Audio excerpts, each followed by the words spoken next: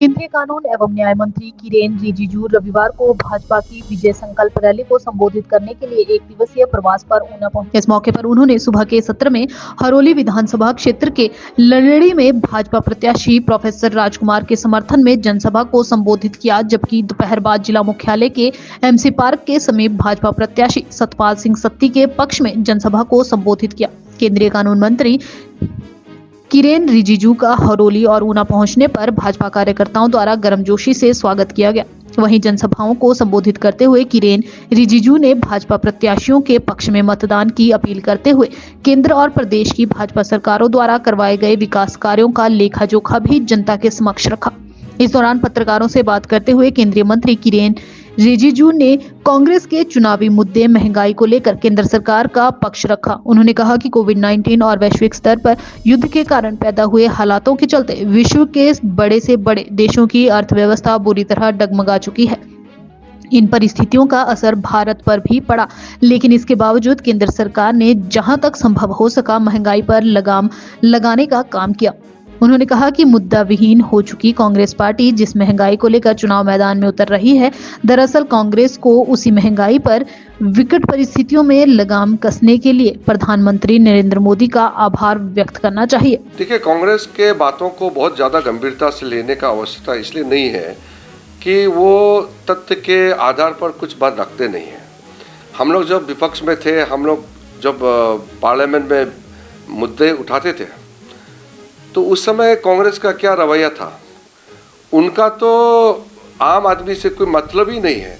अब महंगाई का मुद्दा हो या कई मुद्दे हैं जो आम आदमी से जुड़े हुए हैं, ये आज के परिस्थिति कोविड चलने के बावजूद पूरे दुनिया में युद्ध के कारण, यूक्रेन युद्ध के कारण और मंदी आने के वजह से जो परिस्थिति है, ऐसा परिस्थिति में भी आज हमारा आर्थिक स्थिति इतना सही रास्ते पे चल रहे हैं।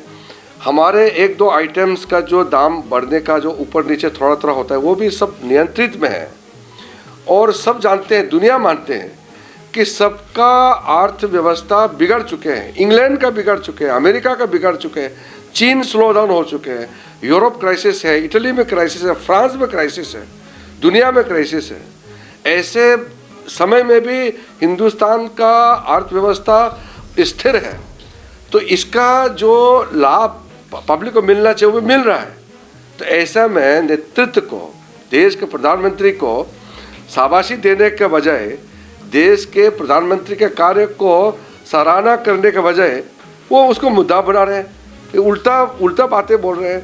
आज के इस परिस्थिति में भारत का अर्थव्यवस्था अच्छी चल रही है और इससे बढ़िया कोई देश कर नहीं सकते, क्योंकि आज तक भी जो नेहरू जी और कांग्रेस ने जो बीज बो की गई हैं बर्बादी का, वो झेलना पड़ रहा है ना। तो उसको भूल जाए क्या? मैं तो कई बात बता चुके हूँ।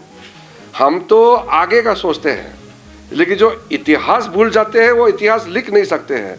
हम इतिहास को इसलिए ज़रूरी मानते हैं कि उसमें कुछ भूल हुई है तो उससे सीख लेना चाहिए, लेकिन हम देखता है भविष्य की ओर।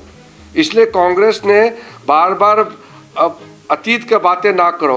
कांग्रेस बार बार कहते हैं कि हिस्ट्री में जो गुजर चुके हैं उसको याद मत दिलाओ, मतलब वो डरते हैं।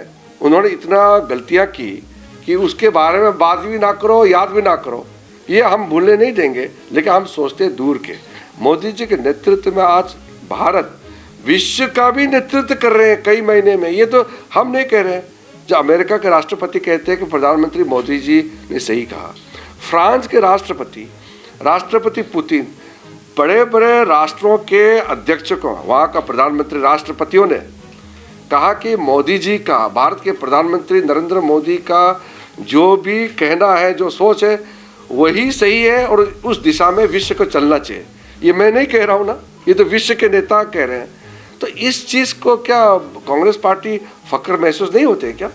अब छोड़ दीजिए, आपने मोदी जी को सपोर्ट नहीं किया, लेकिन भारत का प्रधानमंत्री होने के नाते अगर विश्व में उसका गुण गाता है, तो एक भारतीय होने के नाते क्या फक्र महसूस नहीं होना चाहिए क्या? इसलिए मुझे समझ में नहीं आता कि कांग्रेस पार्टी देश के लिए सोचते हैं या परिवार के लिए सोचते हैं।